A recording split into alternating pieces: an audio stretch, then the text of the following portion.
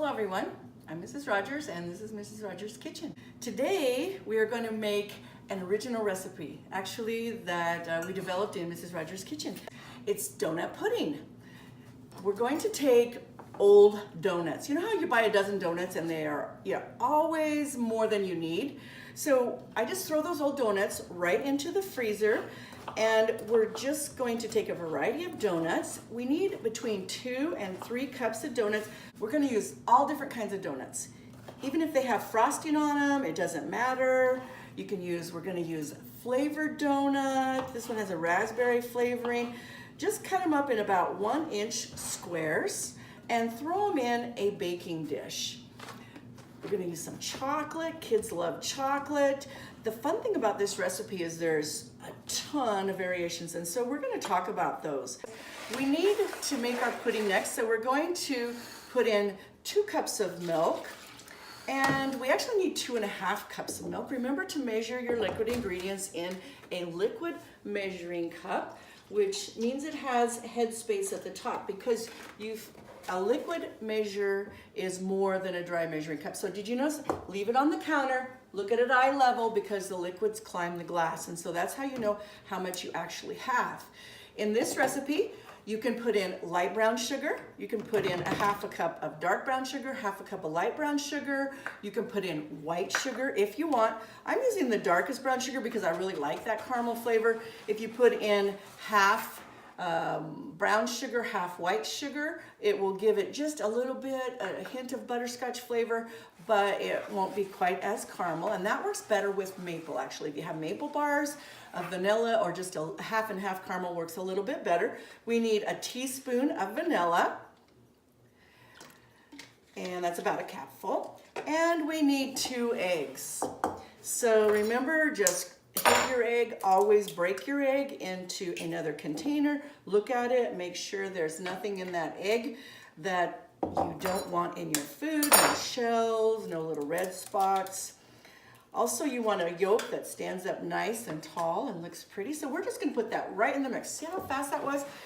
You know, the mixing time on this recipe is really like 2 minutes, and you've got it all mixed. I'm just using a wire whip because I want to beat that egg up pretty well. The egg is what's going to thicken this pudding. There's no other thickening agent. We've got a bunch of, donuts in here that are going to give it texture, but the eggs are actually the thickening agent. So we just mix that up really well.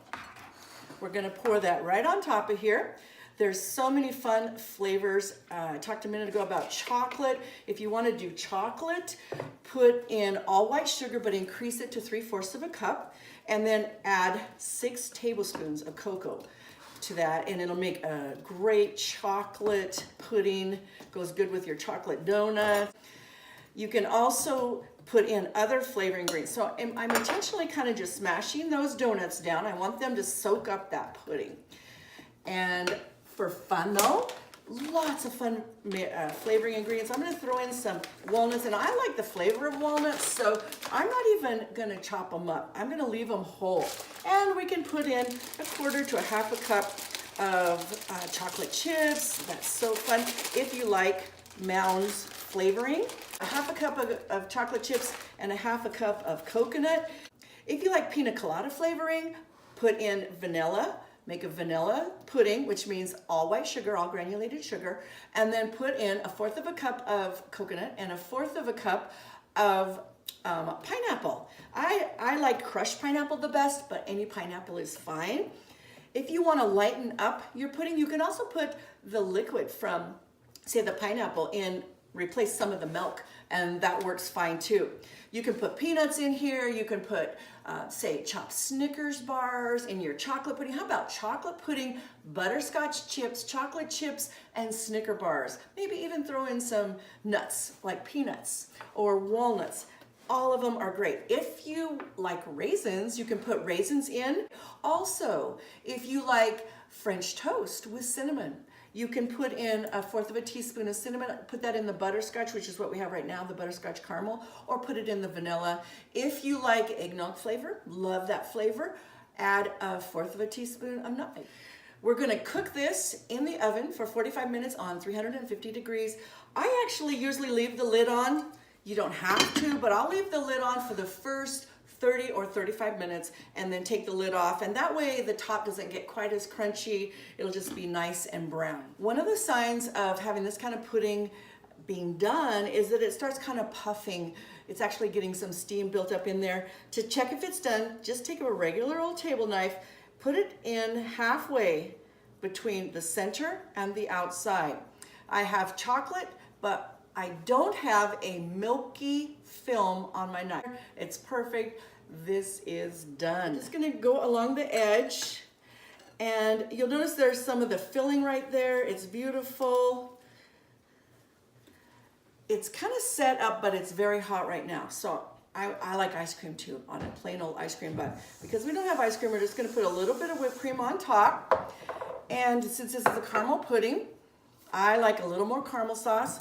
I have chocolate chips in here, so we could use chocolate sauce too, or actually both of them if you wanted. If you're tired of paying a lot of money for expensive birthday cakes and stuff, you might try this pudding. The kids are going to love it.